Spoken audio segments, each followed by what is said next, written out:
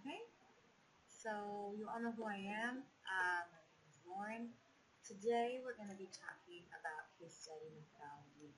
My goal is to have you leaving here with a clear understanding of what case method is, how you're going to use it, and leave really prepared to be able to tackle your final assignment, writing up your case study paper or your narrative on your student. Just to be reminded, this is about 60 points or so of your final grade for the class, about a third or so of your final grade. So it is a big deal, but we want to leave you from here really prepared to be able to tackle this assignment and with some tools under your belt already ready to go. So we're going to have a really successful lesson. So in order for that to happen, hopefully you did or in the process of doing a couple things. Number one, I hope that you've already read the mandatory readings for today's lesson.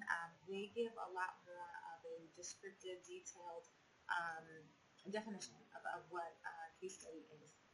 So we'll briefly go through that definition this afternoon, but hopefully you read through that for a lot more information.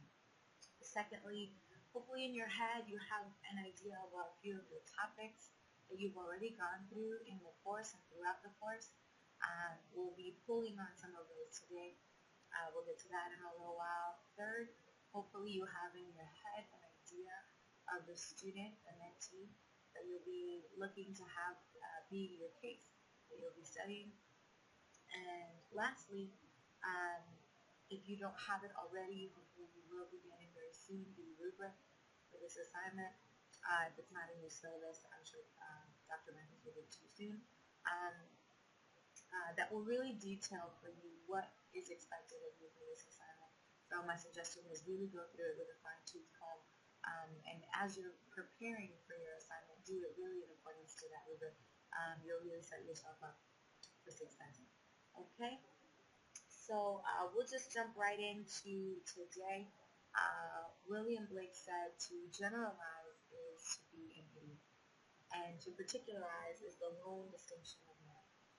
So when we generalize, we speak to a large volume of information and don't really get specific about what we might be discussing at the time. So for example, if you're in a conversation with some friends and you're talking about cars, and one friend says, yeah, cars have four tires and they take you to, from point A to point B. And then the second person jumps in and starts talking in more detail about gas mileage, different makes and models, the year that this vehicle came out, and the competitors of this type of vehicle. In your head, you're saying to yourself that second person really knows what they're talking about, where the first probably doesn't as much. It's important to understand that when we're looking at case study methodology, we're looking to really explore deeply the phenomena of another, which takes me to our definition of case study. So again, we're experiencing and we're studying the experience of another. We're hoping to get really in-depth exploration of the experience and the phenomena of our case. Our case could be any individual, a single entity, a company, and in this particular case, it will be one of your mentees from your group, which hopefully you've already started to think about who that person can be. Again, when you're approaching a case study, you want to do so with this holistic view. Your purpose is to approach this study, this research that you'll be doing, with a really unbiased and objective perspective. You want to hear the heart of that student, the heart of their experiences, as they share regarding whatever topic you'll be studying, regarding the research questions. We'll get into what that is in a minute. So you want to begin to make meaning through their eyes and through the lens of their experience, not through our own. So a case study obviously will be studying the case of a particular individual that has to do with the topic of interest. So the case really will just be studying a single entity. You'll be studying a single entity. Right, so as we also talk about case study, it's important to talk briefly about what qualitative and quantitative data is. So qualitative speaks to words and stories. as opposed to quantitative, which speaks to numerical data. So case study will largely use a lot of qualitative data, but it's not limited to qualitative. You'll also be pulling on some quantitative data, and we'll get into that as we talk about how you'll be collecting data for this case study.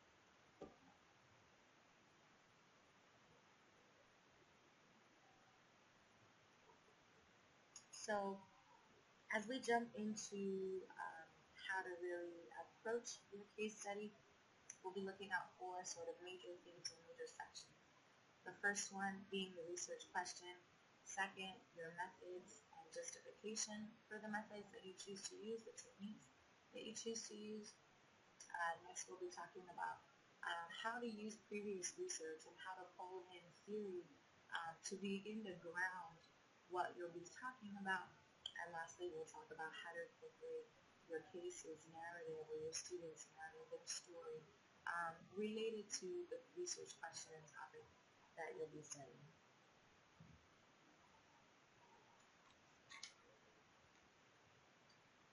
So we'll jump into research question, how to write one, and what a research question is.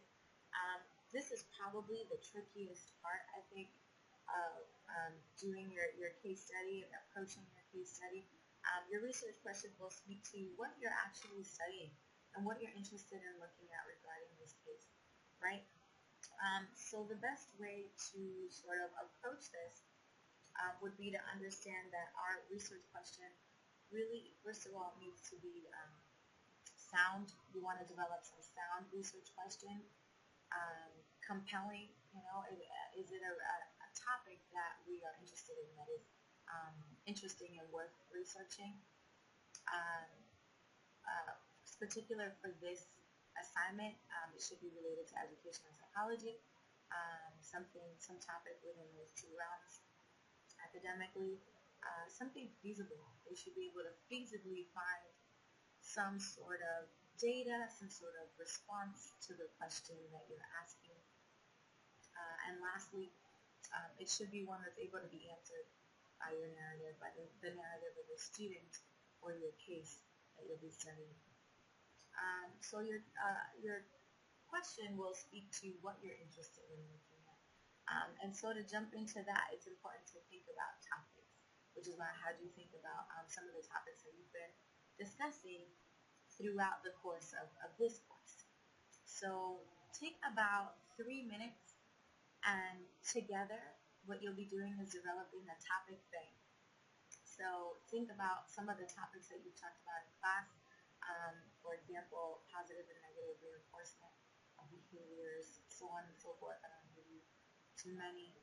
Should be able to do that together. So take about 2-3 minutes to brainstorm the topics that you guys have discussed in class throughout the course from January to now March or April, whenever you're watching this.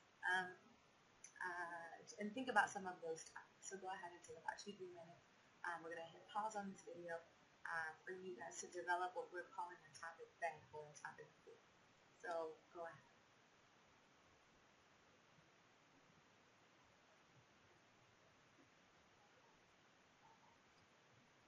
Okay, so by now you should have a topic bank, hopefully on the whiteboard maybe in your class, and have developed this pool from which you can think about some of the topics that you've been talking about throughout the course that you'll be interested in studying. So again, as we go through this and as we develop our research question, we want to have our case sort of always in the back of our head, the student that we're interested in learning about. Have that person kind of in the back of your head. If the topic that I wanted to select, for example, maybe I want to talk about conflict resolution is the topic that I want to look into, that I want to research. Do I think that my student has an experience related to this, can speak to conflict resolution, or whatever topic you have chosen. So we'll review quickly how to identify a research question, because your research question will really guide your entire case study. What you're studying, what you're looking for as a researcher will be defined by your question. Your question will tell the audience, tell the world what it is you were interested in looking for as you were looking through this case study. A good way to really particularize a research question is to see a few. So in a bit we're going to pause again. You should have two articles that I've sent your instructor. One of them we'll call Article A. Is called Black Male Success in STEM, a case study on Morehouse College. That is A, and then B, another one is called Real-Time Virtual Teaching Lessons Learned from a Case Study in a Rural School. So you should have hopefully a printout or PDF on some device that you can pull up these articles. What you're going to do is in pairs or in small groups, look through the article and see if you can identify the purpose of this study, which we'll also call the topic. You'll look as well for the research question. You'll find that in the article, and you'll discuss that with your partner. So what you're looking for, again, is the purpose and the research question for both of these articles. The topic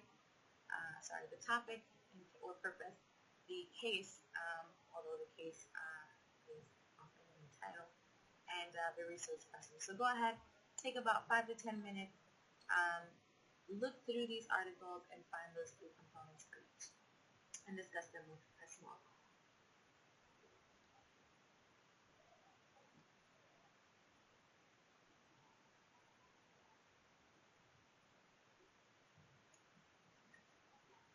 Okay, so at this point you have more than likely found already the research question, the case, and the purpose and topic of each.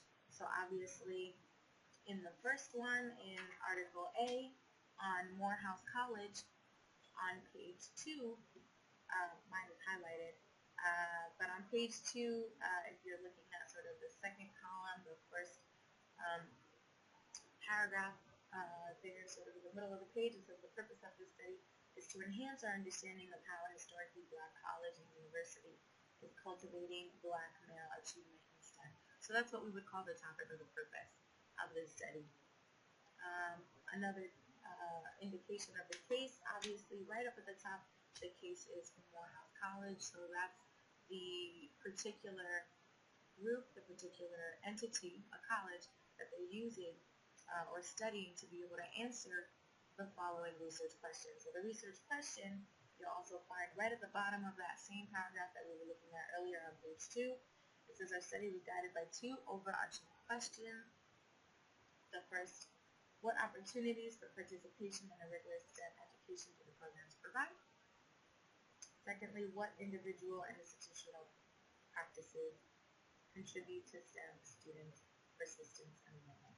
So these 2 questions are obviously what guided and led the study in Morehouse College.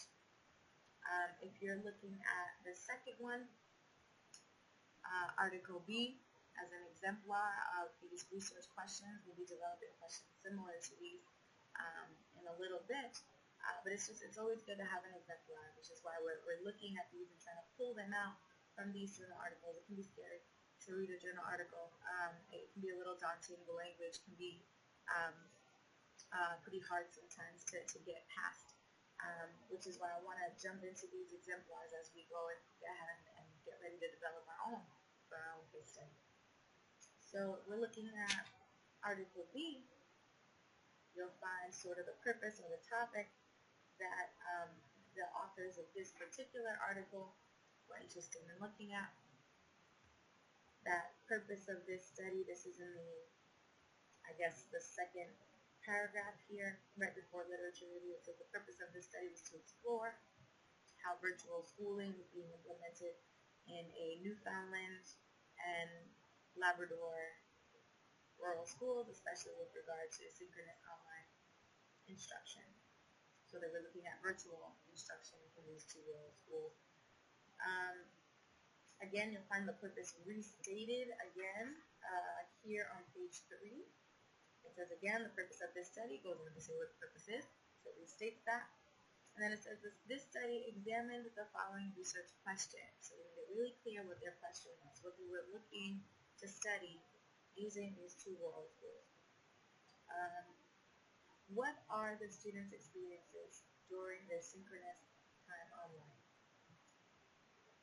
I'll read the next part. It says, as the research question was designed to understand students' experiences in a virtual high school by examining how those experiences operated at a particular rural school, a case study was the most appropriate methodology. I like this example for 2 reasons. Number one, the research question is really broad. Not so broad that you don't really understand what they were looking for, but broad enough that it was open to be able to just have them, whatever they found the experiences of their students were, would be answered by this question. So again, the question is, what's the experience of the student when they're doing their instruction online, their online instruction? How's that experience for them? So they're looking, obviously, for that lived experience in the student's words, in the student's shared perspective, not one that they're imposing on them, right? So that's an example of a really open but still clear research question. And then what I love is right after is why they chose case methodology. They give a clear rationale for why case method was a good option for them for this particular research method. So now that we've seen some examples of what a research question is, and you have some topics that you have discussed throughout the course of this class of thread in your head, I'm going to go ahead and take another about 5 minutes or 10 to brainstorm and free write some research questions around. Think about your case, think about the topics that you've discussed in class, and what is of interest to you as you approach this case study. So go ahead and take about 5 minutes or so and begin to develop a couple of ideas of what a research question would be for you. What are you interested in learning from your case study? Go ahead and take about 5 minutes.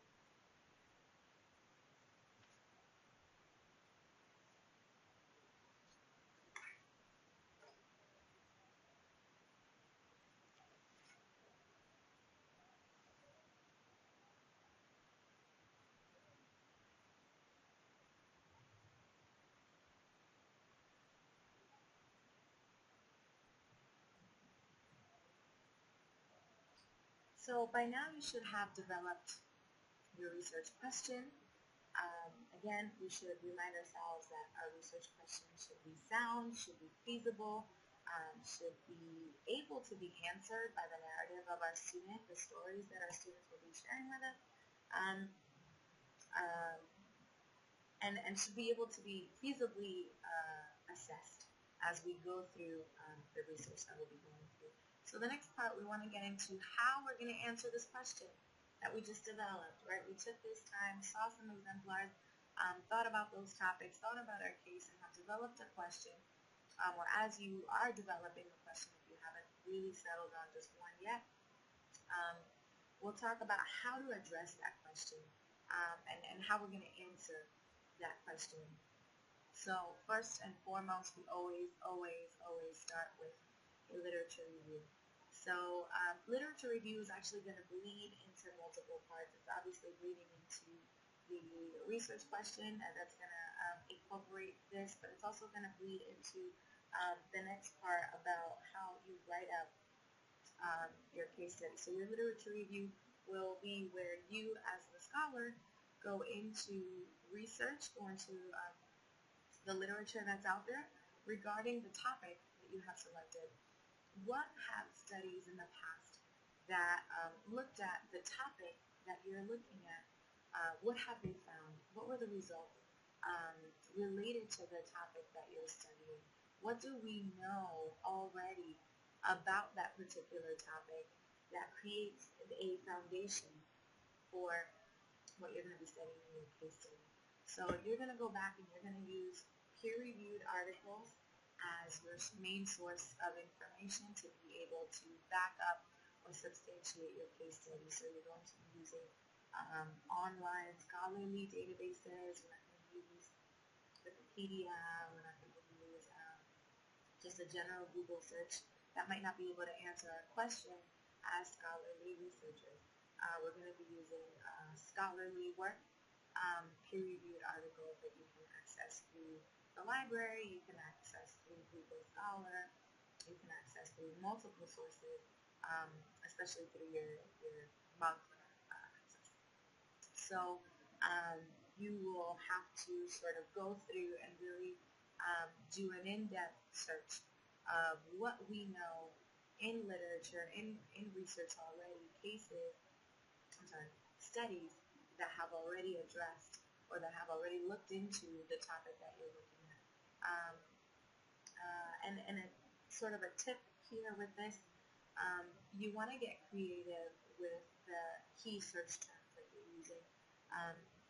So let's just say you're looking at anger as a topic, or you're looking at theories of intelligence. If you just type in theories of intelligence, a lot of things might come up.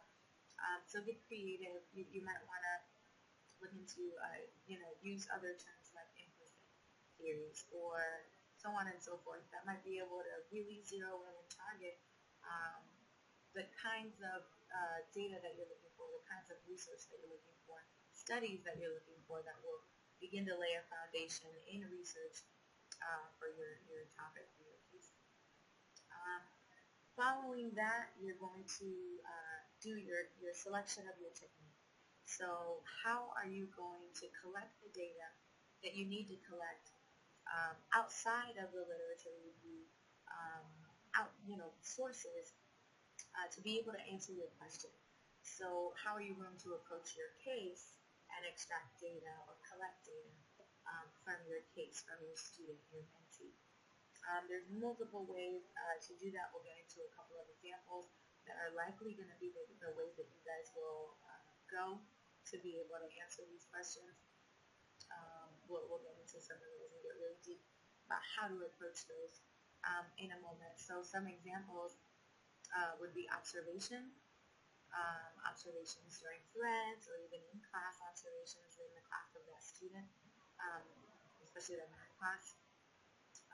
Interviews, you'll likely talk to the student, talk to their teacher, talk to particular people of interest around that student who will be able to provide information that will be relevant to answering the question that you have developed to guide your research, to guide your case study. Some of you may also go with a short survey. Again, an example of more so quantitative data to be able to collect information about your student regarding whatever topic you've selected, whatever question you've developed. Once you do that, you will execute the method that you have chosen and have some justification for it. Remember to always have justification for the way that you selected. If you have chosen observation, how are observations going to answer the questions that you've developed for your research? Why observations over a survey, or a survey over an interview? Mind you, you should be using more than one source. So likely you'll be using 2 or 3. Once you have collected this data, you'll have to organize and manage it, analyze it, synthesize it, and make that data text into it. So we'll talk about that in a moment. So one example, again, of how you can collect data is via observation. So because as a Threads mentor, you have a very meaningful and direct place in the lives of these students, in the community of that school, you are not approaching an observation as an outside observer. You're approaching an observation as someone who already has some connection with the community and with the school. So that's what we would call direct participant observation. You're observing kind of from the inside as opposed to from the outside. You're not a fly on the wall, you're more so a participant in the group, and you're observing from sort of within that group, a special place within that group. So let's say you are to go conduct an observation.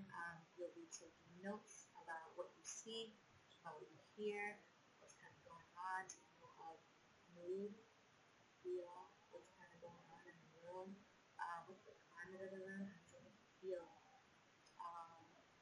Is the room really tense? Or is the conversation that your case, your student, your mentee is having with their friend a really happy conversation? But when, someone that they don't necessarily get along with gets close to them, maybe it becomes a little tense.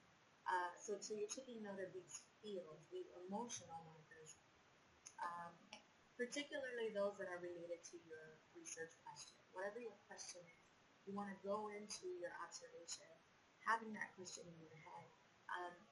So the worst thing that you could do would be to walk into an observation and not know what you're looking for. Observe with a direction. I know what I'm looking for because my topic is, for example, anger. So I'm looking for when my student becomes angry, what his triggers might be, what kind of happened just before he got upset, what kind of happened right after he got upset, how did he calm down, who approached him, who kind of stayed away from him and gave him space, so on and so forth. We're really looking for those things that are particularly related to our research question that will help us to really collect appropriate and meaningful data and not just kind of walk out of the observation without anything meaningful related to answering our research question. Make sure you bring with you also something to annotate, a journal, something where you can really record what you're seeing and the data that you're collecting. You're going to need that later for the purposes of your assignment. These two are getting and this will just be observing. Okay, so that's one way that likely the majority of you will be using to collect data from your case. Another data collection tool or technique that you'll likely be using or can use, have in your sort of toolbox of data collection methods, is an interview.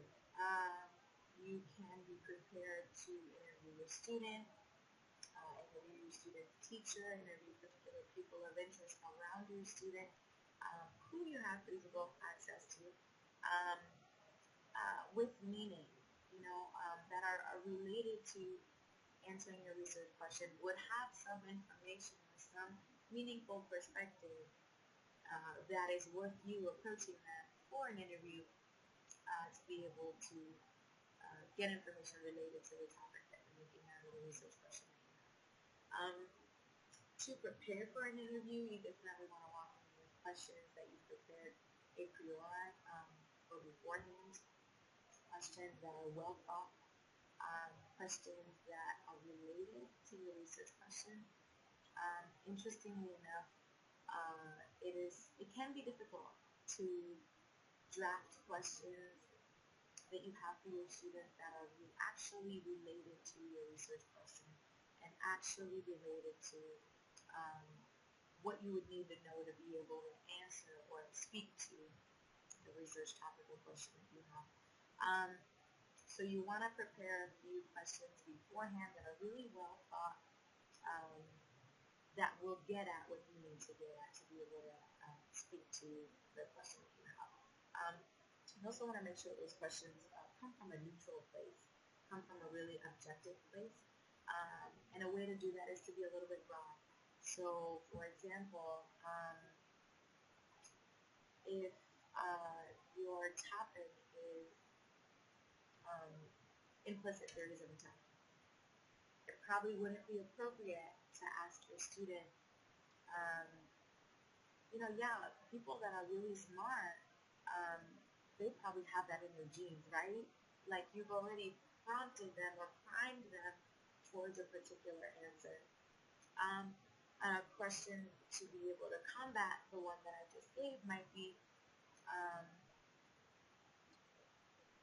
what do you think about intelligence, or where do you think intelligence comes from? Something like that. Um, Something that's very neutral, something that comes from an objective place and doesn't sort of lead the student in any direction. You want it to kind of be open and broad so the student will just kind of begin to talk about whatever their thoughts are related to that topic. Again, I just want to stress the importance of the questions being in line with your research question. As you've completed developing your question, before you walk in there, again, review your questions and think to yourself, do these questions really get at what I'm trying to learn? Um, really take that into consideration. Um, Another tip or suggestion is probably not a great idea to walk in with a lot of questions. You probably want to walk in with just 3, 4, even 5, um, but allow those 3 or 4 or 5 to kind of go in the direction that the student might take you. So as the student answers that first question, maybe another question will come up related to something that they said or something that they shared in answering your first question. So you want to leave some room for, within maybe the 3 or 4 questions that you have, there will be some other probes or clarifying questions that you'll likely ask after that one and afterwards. So what we'll do together is take about 3 minutes. If you've already thought up your research question and kind of have what you took from before, go ahead and develop about one question. We'll give about 3 minutes that you think would be able to answer um, that research question that you had before. So you'll take the time, let's say you're doing interviews, you're going to develop about one question that you might use in your interview to ask your student that would answer and be very related to answering your research question. So we'll take just a couple of minutes to do that.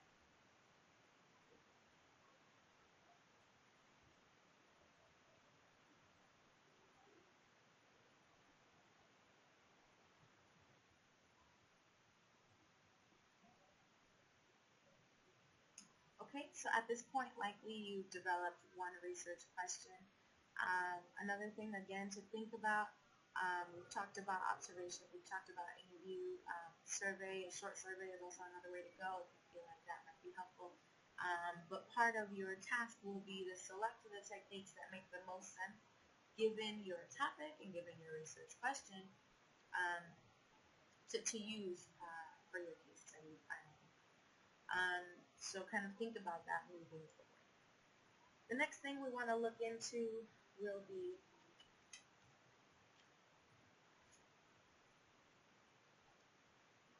your research and theoretical foundation for what you'll be looking at. You want to go into what we already know. Again, thinking about your literature review. So again, your literature review is bleeding into this a little bit, or a lot. You're looking into, again, what we already know about the topic that you've selected, but also giving it some theoretical foundation. So you're looking at previous research and also selecting a theory that would be related to your research question and what your student is reflecting or what your student is showing with the data that they're giving you. Again, the places to start are the course reading that you have for the topic that you've selected. So if you've selected a topic of something you've already discussed in class, it'll be good to go back to some of those course readings and from there develop even more references. Again, Google Scholar is a good place to look, and the other databases that you'll be able to find using the Montclair Library or the Montclair Library website. You want to make sure that your case study connects to previous research in a way that's consistent. Um, your research shouldn't be saying left and you're saying right. Our research and what we're finding should either confirm kind of a little bit of what research is already saying, or give it even more insight and an even better perspective or a different perspective. So again, it should kind of be logical, consistent, and accurate when connected to the research that you're doing.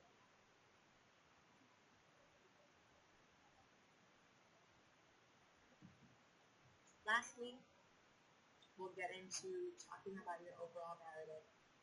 So again, when you're thinking about your narrative, you're taking everything that we've just talked about today and bringing it all together. So when you look at your narrative, you have to first kind of, all the data that you've collected, you need to bring it together.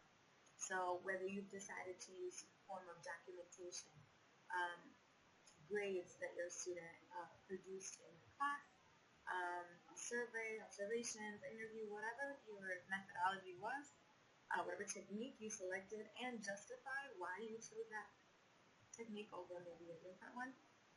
The information that you've gathered, you now need to synthesize, bring it together, and analyze what we've collected. So we'll take an interview as an example. We've conducted our interview, we've asked our student the questions that we had that were directly related to our research question, and they've given us all this awesome, juicy data. What do we do with it? So you'll want to transcribe the interview that you did with your student if you recorded it. You'll want to read through it.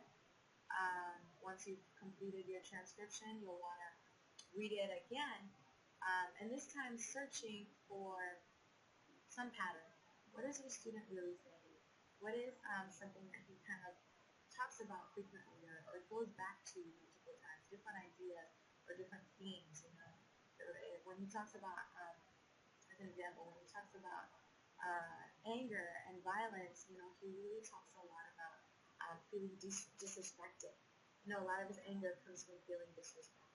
And so that might be something that you see as you're going through your reading of the transcript of your interview. So you'll want to point out some of those ideas, some of those patterns, some of those themes that kind of keep coming up or are really meaningful, and that of course speak to or answer or are related to your research question. And you'll do that multiple times. You won't read it once and just pull out data from it one time.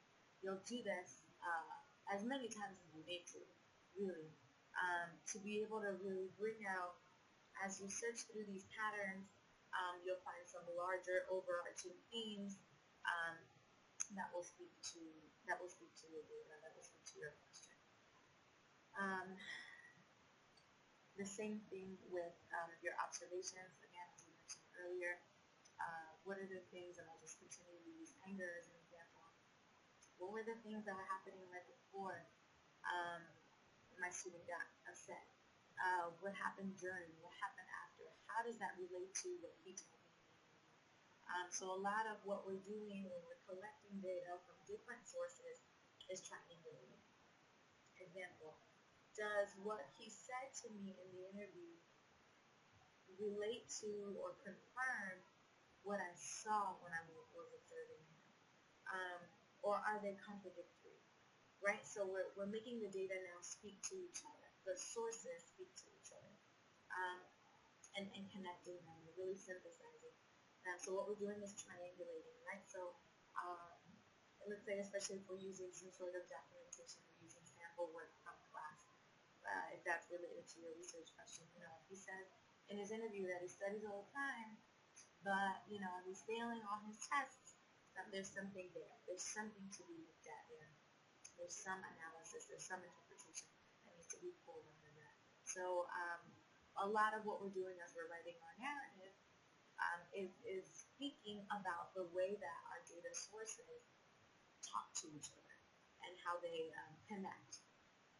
So how do the different data sources confirm one another? How do they maybe conflict one another in big ways or in small ways? Or how do they add on to or build off of one another? Again, and then the next layer after that will be how do all that we've just talked about, all these connections that we've made across the data that we've collected about our particular case, how does all this information that I just found out about Joe speak to research? Does it confirm what research said? Or does it speak to it in a little different way? Does it add on to it? So now we need to take all that we've learned from the data that we've collected and apply it or connect it to research that we already know. As we're writing our narrative, we also want to ensure that we have a really good flow. It shouldn't be that we're talking about research and then we're talking about our student and then we close the paper. We should really be making these connections from data point to data point, from data points to previous research, so on and so forth.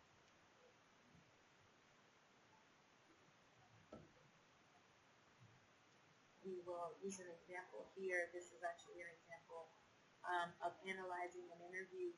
So if you see here, you'll see some yellow and some blue. The blue here signifies intrinsic value, so this is just having a love for a particular topic. We're actually talking about math here. That's just innate, you know, I kind of just love math for the sake of math. Some of these other topics here are active involvement, so some of the things like we mentioned earlier, if the student is saying, you know, I really do my homework, you know, and I really study, that this is kind of where we're seeing that. So this would be the transcript of an interview, and here we're taking this information, this data, this transcript that we are looking at, and picking out what is meaningful and related to our research question, right? So, for example, here, this student says, my grade, I understand quicker, the way I pay attention, the way I behave in class, I'm quieter in math, right? So he's basically saying, this is why I do well, these are the things that I do to do well. Another example of the same thing, he says, I give my 90% effort.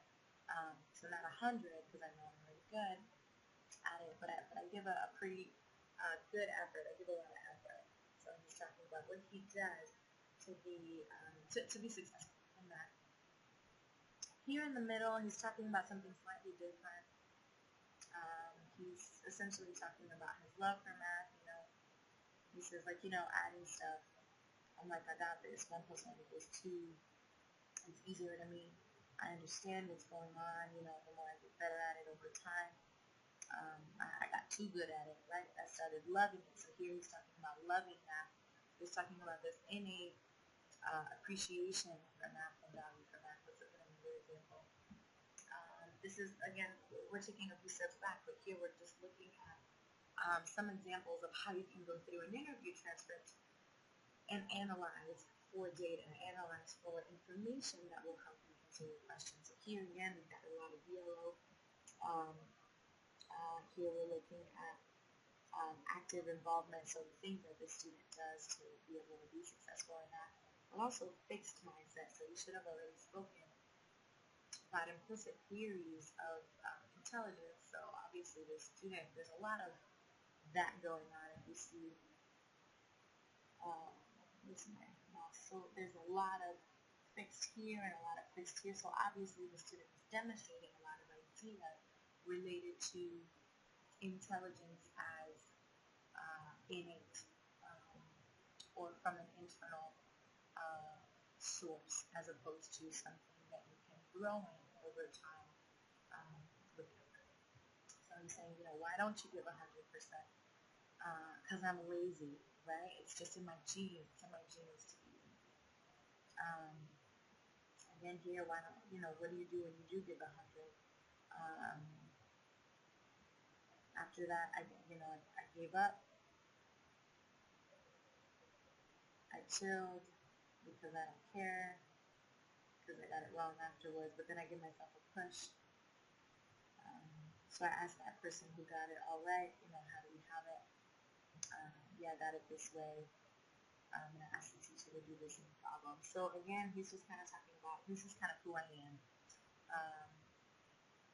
I've learned that, even though math is hard, I'm really good at it. I can do well because it's just something that I have in me.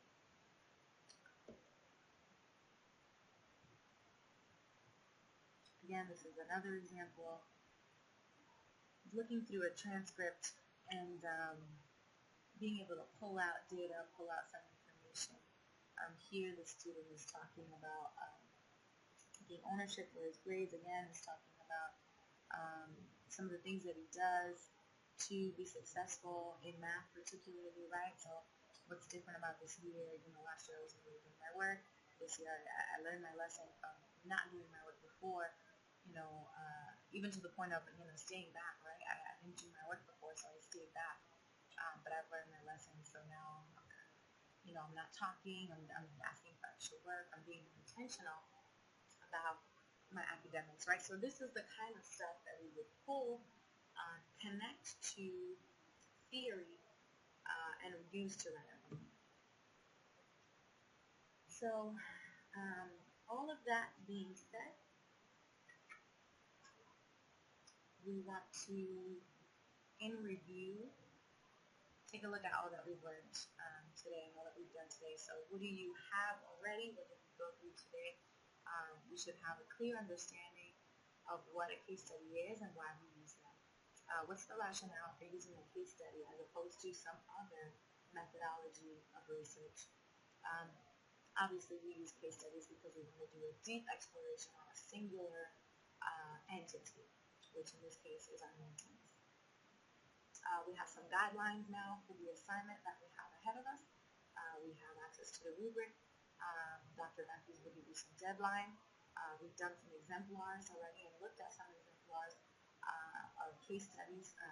Feel free to use the 2 example articles from which we were looking at research questions. Feel free to use those as exemplars of what a case study should look like, how to write one up, what's the language that a case study should use. It shouldn't be super, super formal and full of all this jargon. It should really be easy to read, but very well articulated, right? And also we have an understanding of some of the different topics that we have been talking about throughout the course, or you've been talking about in class throughout the course of the semester, and hopefully pulling on one of those topics to be able to guide your research. What did we already do today to get you started? You should have selected your case or have at least an idea of who your case will be. You should have selected your topic. We've talked about all the different topics that you've studied so far. We've started to draft up a research question. Likely you didn't finish that, or likely your research question after today will start to take another form. So revisit your research question before you go ahead and get started. Likely you're going to adapt it again. And lastly, we've also talked about some different data collection techniques. Again, we talked about observation, interviews, even taking a short survey, sample work from class, some other form of documentation, whatever it is that will effectively get at the research question that you have, that will provide the kind of data that you need to be able to answer your question. Those will be your sources. And be prepared to justify the sources or the techniques that you used and why you use them as opposed to some other one. Again, you won't be likely just using one, you'll probably be using maybe 2 or 3. Lastly, in order to be successful, what should you do moving forward? So, again, like we mentioned earlier, whatever techniques that you have selected or are thinking you're going to be using, you'll have to justify those in the way that we mentioned earlier. The techniques that you've selected, you'll have to complete. You'll have to do them, right? So if you've selected interview, you'll have to write up your questions for your interview and set up a time to do the interview. Once you've done whatever, completed the execution of whatever methods you chose, you'll need to take that data, analyze it, and synthesize it, right? So analyzing you can do the way that we mentioned earlier by coding or looking through that interview for topics and themes, taking what you learned from your observation, or what you're learning from your survey, and kind of bringing that information together. You'll need to do the background research for your literature review as well as for your theory, whatever theory or conceptual framework you decide to use. You'll also have an outline that you need to complete before doing your final paper. So Dr. Matthews will give you the due date for that, but it'll be a good check-in point to get some feedback from your instructor, likely as well as yourself, about how you're approaching your case study. And then, last but not least, you'll write your final paper using the voice and the experience of your student, as well as research to substantiate your research question. So from here forward, best of luck on your case study, but you should now be well prepared to face what's